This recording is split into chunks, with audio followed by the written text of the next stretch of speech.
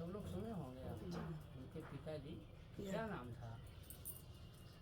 सती दक्ष दक्ष। और दक्ष क्या थे? प्रजापतियों में सर्वश्रेष्ठ। प्रजापति ब्रह्मा को कहते हैं। 10 प्रजापति होते हैं, उसमें उनका स्थान। और वो यज्ञ कर रहे थे। अच्छा, यज्ञ कर क्यों रहे थे वो? भगवान शिव को नीचा दिखाने। सुनिएगा, रामायण में सब बातें हैं। भगवान शिव को, क्योंकि भगवान शिव एक बार गए थे, अपने आनंद में थे, और ये इनके दामाद थे, इन्होंने उनको प्रणाम नहीं किया था और सब खड़े हो गए थे। और ये भोले भंडारी फकीर आदमी, इनको कोई गम ही नहीं था, खड़े नहीं हुए। तो इन्होंने कहा, अरे इसका इतनी औकात हो गई कि खड़ा नहीं हुआ, हमारी बेइज्जती कर दिया समाज में, मैं इसको सीख दूंगा। यज्ञ उन्होंने फाना। और किसको बनाया उसका? वो भृगु को। भृगु किसके वंश के हैं याद है? परशुराम। भृगुवंश। भृगुवंशिन कर सहज स्वभाव, मन कुपंथ पग धरई निकाओ। भृगुवंश उनको बताए। भृगु ने क्या मारी थी? भगवान विष्णु को एक लात मारी थी। इतनी ताकतवर आदमी हैं। और वो भी कहाँ जाके मारी थी? जहाँ लक्ष्मी जी साथ सोई हुई थी, वहाँ जाके मार दिया। लक्ष्मी जी तभी नाराज हुई थी, ब्राह्मणों को क्या दे दिया था? श्राप दे दिया था। इनको बहुत गहरा श्राप दिया था लक्ष्मी जी ने। अब भृगु को प्रजापति उन्होंने पुरोहित बनाया, और सारे कुबेर से लेकर सब लोग प्रजापति थे, सब लोग आए यज्ञ कर रहे थे। और सारे दुनिया में उन्होंने क्या भेजा था? न्योता भेजा। और सब लोग विमान से, अपनी अपनी विमान से, आकाश मार्ग से, ये सब आप लोग पढ़े होंगे, जा रहे हैं। जो बात हम कहना चाहते हैं अभी हम कह देंगे। अब आप लोग कथा भी जानती हैं। वो इतना जा रहे थे तो सती अपना बैठी हुई थी। देखा उन्होंने कि सारे लोग विमान से उसी तरफ, हमारे मायके की तरफ चले जा रहे हैं। तो उन्होंने पूछ लिया होगा, भगवान शिव से ही पूछ लिया होगा कि भैया आज क्या हो रहा है, क्या हो रहा है सब। तो उन्होंने बता दिया कि आपके पिताजी यज्ञ कर रहे हैं, उसमें ये सब लोग जा रहे हैं। अब उनको यहाँ इच्छा हुई कि मुझे भी जाना। इच्छा बात हो रही थी ना। अब यह इच्छा उन्हें करनी चाहिए थी। इच्छा पर ही मैंने बात किया है। कौन सी इच्छा करनी चाहिए? जो धर्म शास्त्र के अनुकूल। अब बात यहाँ आई, जो इच्छा धर्म शास्त्र के अनुकूल हो वही इच्छा करना चाहिए। मन के अनुसार इच्छा नहीं करना चाहिए। अब तय हो गई बात, पक्की हो गई। सती जी मन से इच्छा की, और क्या हुआ? धर्मशास्त्र के अनुकूल नहीं सुना, पति की आज्ञा भी नहीं सुना और चली गई। परिणाम क्या हुआ? पति से ये तन सती नहीं, यह तन सती राम के प्रसंग, वहीं उन्हें भस्म हो जाना पड़ा अपमान के कारण। माता तो प्रेम से मिली, लेकिन बहनें और सब जो मिली, उसमें सब रामायण पढ़े होंगे, सब हंसी कर रही थी। अब क्या हुआ? देखिए, एक नियम बना कि किसी भी स्त्री को बिना बुलाए, यहाँ तक कि अपने मायके भी नहीं जाना चाहिए। पति से चाहे वो मान सहे चाहे अपमान सहे, उसका कोई, क्योंकि पति और पत्नी में कोई अंतर होता ही नहीं। अगर पति के अपमान को और पति के मान को कोई मान और अपमान समझता है, तो इसका मतलब पति पत्नी की परिभाषा ही वो नहीं जानता। दोनों में केवल शरीर दो होते हैं, व्यवहार के लिए दोनों का जीवन एक होता है। सती ने माना नहीं, दुर्भाग्यवश ये हुआ। कहने का मतलब, इच्छा कैसी करनी चाहिए? जो शास्त्र के अनुकूल हो, लोक मर्यादा के अनुकूल हो। अब हम लोगों के दुख का कारण क्या है कि जब हम लोग इच्छा करते हैं तो उसको देखें कि वह हमारी मर्यादा के अनुकूल है नहीं है। अच्छा, हम फिर शास्त्र के अनुकूल है कि नहीं है। तो अगर वो शास्त्र के अनुकूल होगी और मर्यादा के अनुकूल होगी और आपकी ईश्वर में सच्ची भक्ति होगी, तो तुलसीदास जी ने कहा, क्या कहा? जो इच्छा करी हो मन माही, हरि प्रसाद कछु दुर्लभ नहीं। जो इच्छा करी हो, कैसी इच्छा? जो शास्त्र के अनुकूल हो और मर्यादा के अनुकूल हो, तो उसके लिए भगवान से प्रार्थना करो। वो तो उनके पास तो इतना है कि, और उसमें तो नारायण कुछ योग्यता भी देखते हैं, और ये तो कुछ देख भी नहीं करते। ये तो भक्त का केवल हृदय देखते हैं कि हमारी भक्ति कर रहा है, अपने ऊपर आफत ले लेते हैं। अब कहानी इसे बढ़ाते चलिए, भस्मासुर का देख लीजिए, और सबका अपने ऊपर कर लेते हैं, और फिर नारायण आकर के अपना रक्षा करते हैं। सारी बातें होती हैं, लेकिन ये भोले भंडारी इनको बस, इसलिए आप देखते होंगे भारत में या भारत करने की जगह जो माताएं हैं, नारायण की तपस्या कम, शिव जी की ज्यादा करते। पुरुषों में नारायण के भक्त ज्यादा मिलेंगे, लेकिन माताओं में अधिकतम लोग शिव के भक्त हैं। और इनका कितनी इनकी सरलता है। नारायण की प्राण प्रतिष्ठा करने के लिए आपको दुनिया के शास्त्र की जरूरत है, बहुत बहुत पंडितों की जरूरत है। और इनकी प्रतिष्ठा करने के लिए अगर कहीं इनको रख दीजिए और 2 साल तक माताएं साल भर इनकी पूजा कर दें, ये अपने आप उसमें प्राण प्रतिष्ठित हो जाते हैं। कोई भी आवश्यकता भगवान शिवलिंग के प्रस्थापना की कहीं नहीं होती। इतने स्वयंभू ज्योतिर्लिंग है। आप लोगों को पता है जो 12 ज्योतिर्लिंग है सब स्वयंभू हैं। इनको प्राण प्रतिष्ठा की आवश्यकता नहीं है, क्योंकि ये किसी के पैदा किए ही नहीं होंगे, जिन्हें पैदा कौन कर देगा। यहाँ सिद्धांत है, ऐसे नहीं। नारायण भी तो किसी ने पैदा किया है, तो जब उन्हें पैदा किया है तो मंत्रों से फिर उनको प्राण प्रतिष्ठित किया जाता है। इनको क्या जरूरत है प्राण प्रतिष्ठा की? ये बल है भगवान शिव का। और कहते हैं कि भगवान शिव की अगर आराधना कोई करता है तो नारायण उससे सबसे अधिक प्रसन्न है। तुलसीदास जी इसके प्रमाण हैं कि उसको चौपाई कहिए आप कि शिवद्रोही मम दास कहावा, सो नर सपने हूँ मोहिन भावा। शिवद्रोही मम दास कहावा, सो नर सपने हूँ मोहिन भावा। ये किसने कहा? भगवान राम ने कहा। अब देख लो, तो इनकी आराधना से किसकी भी आराधना हो जाती है? नारायण की हो जाती है। और नारायण की आराधना से भगवान शिव की आराधना हो जाती है, क्योंकि शिव की ही शक्ति से नारायण सारा काम करते हैं। नारायण और शिव में कार्य का अंतर है, और रूप स्वरूप का कोई अंतर नहीं। बैठ जाओ बेटा, बैठ जाओ, आप जल चढ़ा दो। श्रीमन्नारायण नारायण नारायण, श्रीमन्नारायण नारायण नारायण। नमः शिवाय बोल दीजिए तो आप लोगों का भी जल हो जाएगा। ओम नमः शिवाय, ओम नमः शिवाय, ओम नमः शिवाय, ओम नमः शिवाय, ओम नमः शिवाय, ओम नमः शिवाय, ओम नमः शिवाय, ओम नमः शिवाय, ओम नमः शिवाय, ओम नमः शिवाय। बोले आनंदेश्वर भगवान की जय, बोले आनंदेश्वर महादेव देव की जय। आप लोग एक चीज़ अनुभव करो प्रत्यक्ष। आप यहाँ इस परिसर में बैठे हैं, आप यही बैठ के चले जाइए, पार्क में कहीं बैठ जाइए, आपका मन देखिए तुरंत इधर उधर हो जाए। और यहाँ आपका मन कैसा है? शांत। इतनी ऊर्जा पैदा होने लगती है लिंग से। यहाँ आप बैठिए, आपका मन जरा सा भी खराब नहीं, और यहाँ से आप हट जाइए, देखिए ये एकदम ना चंचल हो जाए। बाईचंची जिसको कहते हैं बाईचंची सुना है कि नहीं?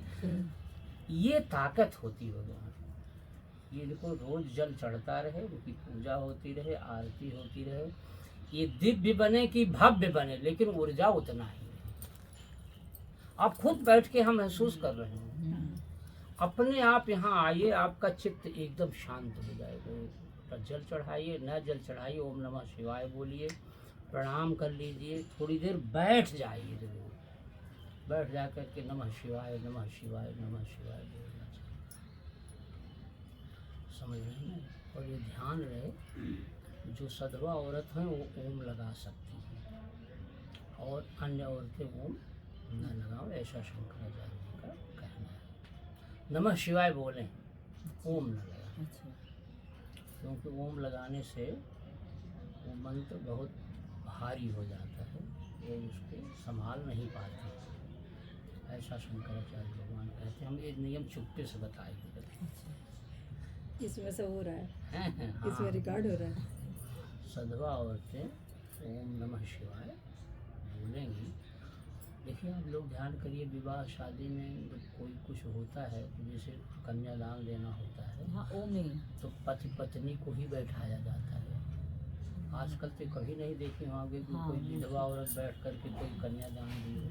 ये देखा है कहीं? नहीं, कहीं नहीं देखा है कि नहीं? कोई मंगल काम जो होता है, इसलिए नहीं कि विधवा हमारे यहाँ त्याज्य है, इसलिए कि विधवा अब वह वैराग्य मार्ग की अधिकारी हो गई, ये बात। उसका कर्म प्रसंग समाप्त हो गया।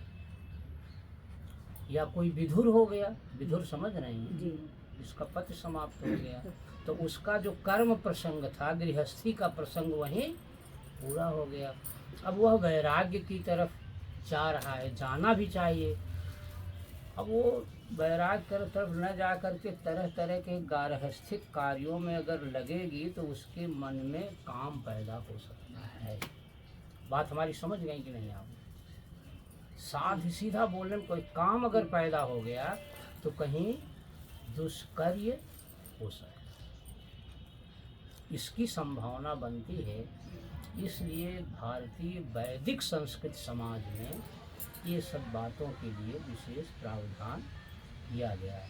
अगर उसका पुनर्विवाह हो जाता है तो वह फिर से उसकी अधिकारिणी हो जाती है। पुनर्विवाह का हमारे यहाँ मनाही नहीं है, लेकिन अगर पुनर्विवाह नहीं होता है, और पुनर्विवाह का तो एक उम्र भी तो होती है। विवाह का हेतु केवल ये होता है कि संतानोत्पत्ति हो, धर्म पूर्वक जीवन चल जाए, अपने शरीर में काम का निग्रह रहे, कोई कदाचार न हो, इसलिए विवाह अनिवार्य है, विवाह धर्मपूर्ण है। और अगर विवाह कोई नहीं करता है तो वह अपराध करता है, अगर वह बैरागी और सन्यासी नहीं हो जाता, चाहे वो समाज का पुरुष हो और चाहे समाज की स्त्री हो। विवाह बहुत ही आवश्यक कार्य है, किस लिए? धर्म पूर्वक जीवन जीने के लिए। अगर धर्म पूर्वक कोई जीवन नहीं जीता है, अधर्म पूर्वक जीवन जीता है, तो वह समाज को भी पथभ्रष्ट करता है और अपना भी मार्ग वह नष्ट करता है, और वह अधोगति को जाएगा। कहाँ जाएगा? अधोगति को जाएगा। अच्छा, हम हिंदू समाज के लोग हैं, हमारे यहाँ शास्त्र हमेशा प्रमाण है। अभी आप मुंडक उपनिषद पढ़ रहे हैं, उसमें कौन कौन लोग अधोगति जाते हैं तो सब साफ साफ बात लिखी है। वेद भगवान जो कहते हैं, सारा नियम है वेद भगवान में। यही उपनिषद सब पढ़ते चलिए और सब आपको पता चलता जाएगा। आप लोगों में से किसी का भी मन कहे तो हम लोग 4 बजे से उपनिषद पढ़ते हैं, ठीक 4 बजे शाम को उसमें पढ़ सकते। धीरे धीरे धीरे उसमें सारे नियम मालूम हो जाते हैं। जैसे लोगों ने कहा करे वो सारा वेद शास्त्र पढ़े हैं, कई लोग वेद शास्त्र पढ़ते हैं? समाज में कितने लोगों ने वेद पढ़ा है? विचार करो। सुना होगा कि वेद कोई चीज़ है, तो हम लोग पढ़ते पढ़ाते हैं, वहाँ पता चलता है। अपने यहाँ जितने देखिए देवता है, सबका विवाह हुआ है। विवाह किसका नहीं हुआ? जो देवताओं में है, महादेव हैं, किसी का एक का बताइए। हनुमान जी बता रही नहीं किया। हनुमान जी क्या देवता थोड़ो हैं? देवता नहीं है, लेकिन विवाह नहीं किया ना। हाँ, विवाह नहीं किया है। हनुमान जी क्या है, एक योनि से आए हुए हैं, तो उसमें पुरुष भी तो बहुत लोग जो सन्यासी हो जाते हैं विवाह नहीं करते। तो हनुमान जी क्या हैं? वो तो बाल सन्यासी हैं, तो कैसे विवाह करें? सन्यासी के लिए विवाह वर्जित है। अपने यहाँ नरजीवन में भी हनुमान जी को भगवान कहते हैं। किसी ने कहा भगवान में राम भक्त हैं। राम राम के भक्त हैं, लेकिन फिर भी पूजे तो जाते हैं। तो आदमी को नहीं पूछती आप अपने पति की पूजा नहीं करते? नहीं, वो तो करती हूँ। तो हनुमान जी इसलिए पूजे जाते हैं को राम के भक्त परम हैं। भक्त हैं, परम भक्त हैं, परम भक्त। सर्वश्रेष्ठ भक्त। जी। तो भगवान राम कहते हैं ना, जो मेरे भक्तों को पूछता है मैं उसको पूजता हूँ। सही। मानस में यही है ना,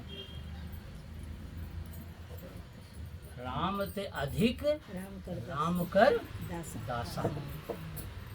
ध्यान से सुनिएगा ये बात, राम ते अधिक राम कर दासा। हनुमान जी भगवान नहीं, हम कह रहे हैं भगवानों में, जैसे ब्रह्मा की शादी हुई है कि नहीं, विष्णु की शादी हुई है कि नहीं, महेश की शादी हुई है कि नहीं, शिव की शादी हुई है कि नहीं, सारे देवताओं की शादी हुई है कि नहीं, सारे ग्रहों की शादी हुई है कि नहीं। तो सबसे पवित्र कार्य क्या है? विवाह। विवाह। अच्छा, आप लोग सब अब बड़े हो गए, अनुभव हुआ होगा, नौकरी है, पढ़ाई है, धन है, ये सारा ज़्यादा महत्वपूर्ण है कि एक अच्छा विवाह महत्वपूर्ण है? एक अच्छा विवाह। ध्यान करिए ना, आजकल के बच्चे बच्चियाँ क्या कर रहे हैं? शादी नहीं करेंगे। शादी नहीं शादी करने के खर्चा बढ़ जाए।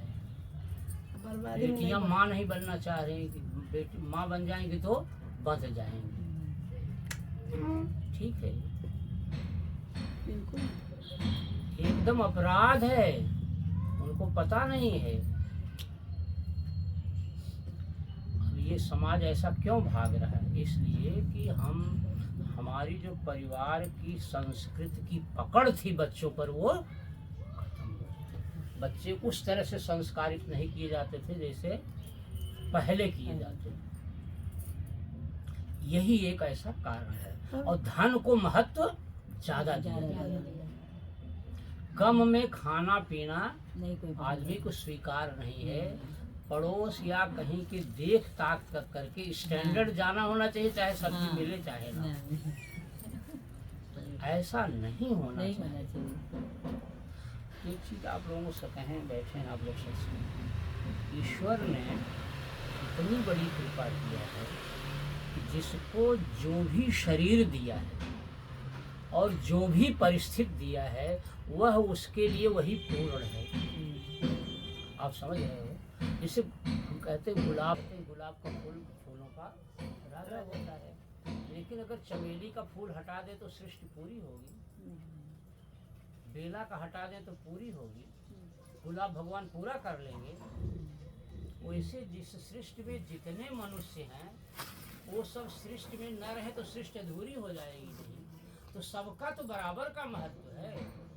हम इस समाज धन का आधार लेकर, ध्यान करिएगा, धन का आधार लेकर के, सुंदरता का आधार लेकर के, या पद का आधार लेकर के, या शिक्षा का आधार लेकर के, या अच्छा परिवार का आधार लेकर, सारी बातें समझिएगा जो प्राप्त हो, या अच्छा पति पाने का आधार लेकर के, या अच्छा पत्नी पाने का आधार लेकर के, हम एक अच्छा पुत्र भी पाने का अधिकार लेके अपने को एक दूसरे से श्रेष्ठ समझते हैं। क्या यह ठीक है? जिसको जो मिला वही उसके लिए पूर्ण है। तभी तो एक पति एक पत्नी ऐसी चर्चा की गई थी पूरे हमारे धार्मिक समाज में। और आज जो 4 छठ हो रहे हैं, यहाँ नहीं हो रहा है तो पूरे विश्व में तो कहीं न कहीं हो रहा है। मुसलमानों के यहाँ 4 शादियाँ होती हैं। क्या ठीक है वो? और एक जैसा भी मिल गया फिर क्या उसको बदल देने से बहुत अच्छा हो जाएगा? ये भाव जो पैदा हुआ, यह क्यों पैदा हुआ? ये बाहर के जो लोग आए तो हमें अपने भाव से प्रभावित करने गए और हम अपना मूल छोड़ करके उनके साथ हो गए। ओम नमः शिवाय, ओम नमः शिवाय, ओम नमः शिवाय।